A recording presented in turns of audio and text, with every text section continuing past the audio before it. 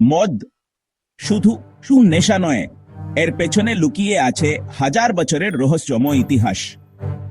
৭,০০০ খ্রিস্টপূর্বে চীনে প্রথম তৈরি হয় অ্যালকোহল।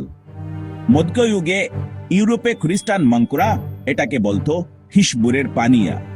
তারা বিশ্বাস করত এটা শরীর ও আত্মা দুটোই শুদ্ধ করে। কিন্তু তার উপর আসে এক অন্ধকার যুগ, যে ১৯২০ সালে আমেরিকায় মদের উপর নিষেধাজ্ঞা জারি হয়, প্রহিবিশন এরা।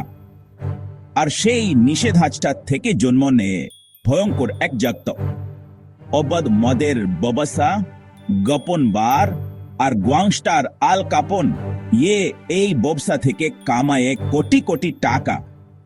আজও বিশ্ব জুড়ে মদের ইতিহাসে জড়িয়ে আছে ধর্ম, অপরাধ আর রহস্য। আপনি কি জানতেন এই অন্ধকার ইতিহাস?